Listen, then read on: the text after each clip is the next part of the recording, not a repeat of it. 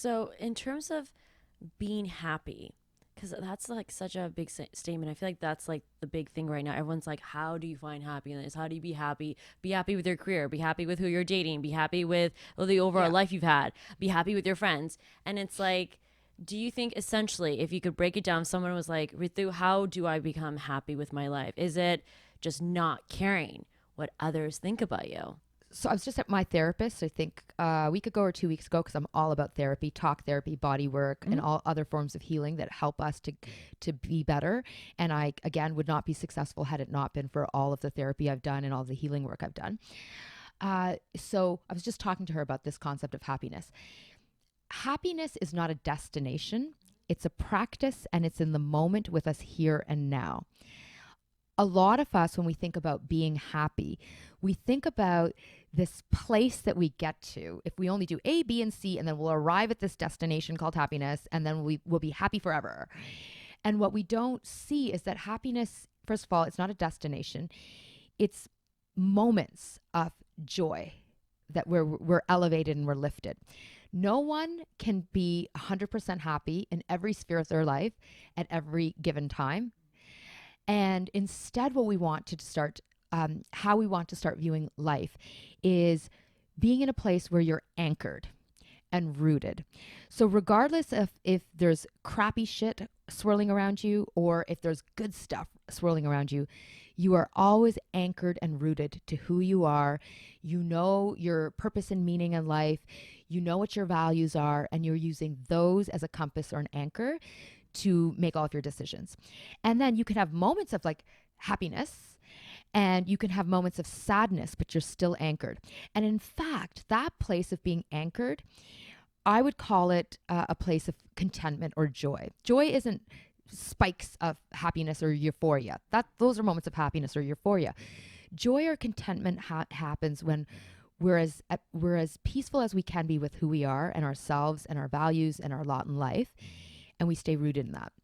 Now, holding that in mind, your question was about how do we find happiness, and for me, was it not giving a shit about what other people think Well, about me? because I know a lot of people come up to you and ask you questions, and I feel like right now the hot topic is if you look at any articles or if you look at TV, it's always like be happy, be like everyone should be have the resources to be true to who they are. But then I'm like that word happiness, like what does it mean? How do you Yeah. actually achieve it? Yeah. So I'm going to be straight up. I constantly am exhausted, overwhelmed, stressed, mildly miserable, cranky as F, like Mm-hmm. constant state because I travel so much. I'm constantly on a plane traveling Mm-hmm. for work. Mm-hmm. I just did 6 loads of laundry this weekend. Like I kid you not. Like I actually did 6 loads of laundry because I had not been home for so long and whatever, complaining the entire time I'm doing it and more. And so, am I happy in these moments? No, I am not happy in these moments. However, I am anchored and I am content and I'm joyful in the sense of I feel grateful about my life. And so, this is why I want people to be really careful. Everyone listening to, after today, I want you to be careful with realizing that the objective isn't to be happier in life all the time because that's not going to happen. You can't be happy in every single moment. You want to be anchored and you want to be content with in who you are. And then you have moments of happiness for both, whether it's seeking joy and contentment, like that anchoring, or when it comes to seeking happiness. For me, the number one way to make that happen is by knowing who you are and then loving who you are. And in fact, it all goes back to self love. And self love is such a hippy dippy concept. And I think people are like, that sounds so cheesy and like it's so stupid because it seems so flaky. However, all of the research that you read as it relates to self growth, self empowerment, leadership development, mindfulness, diversity and inclusion, neuroscience, psychology, entrepreneurialism, and more. And I deliberately point to these buckets because these are the places where I teach and I speak out on and I do my work in. All of them point to self acceptance and self love, which is this idea of like going back to what we were talking about earlier, like who are you? And and do you embrace who you are or are you constantly fighting your identities? And so for example, so many people out there have lived experience with anxiety and depression and addiction and we don't talk about it and we hide who we are and we feel ashamed, especially in cultures where there's a high amount of what will people think and what will society think. We don't talk about the truth. Or when it comes to sexuality, there we now know when it comes to sexuality, it's no longer just gay or heterosexual. There are people who are pansexual, asexual, queer and questioning, and more. People who don't identify as either being female or male or even trans, and they're like, I'm in a different category altogether and I'm exploring that.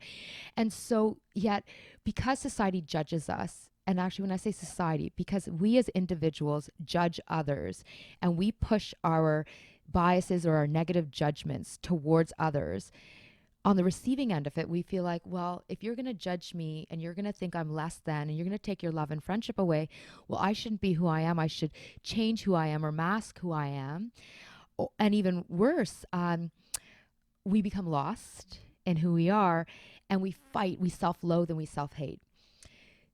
The fundamental essential for being in a place where we feel anchored and content and joyful is self-acceptance and self-love. It's the unconditional acceptance of the self.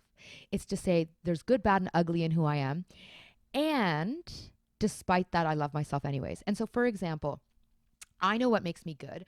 I'm a really kind person. I'm very loyal. I'm really fun. I'm very passionate. The things that make me bad, I would say that I am I can be extremely impatient. I have very high expectations of myself and others, and it often becomes unmanageable and unkind on the receiving end of it. I can be controlling. The ugly of who I am, sometimes in the impatience, and when I'm really stressed, I can just be, I'm rude to, for example, Uber drivers, and at the airport, sometimes I feel mean. Sometimes I'm so wrapped up in my own world, I forget or I fail to see how my actions are having an adverse impact on others. So it can sometimes feel like I'm being selfish and more. And I could go on and on. But I know this about myself. I know all three of the, I know what makes me good, I know what makes me bad, and I know what makes me ugly. And on my journey of trying to live my best, I'm accepting even the bad and the ugly of who I am. And even though I know I have bad and ugly, I accept it anyways.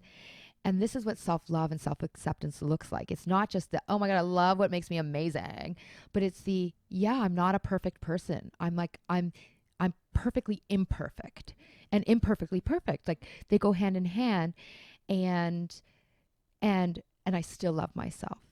Because when we love ourselves, we care significantly less about what others will think.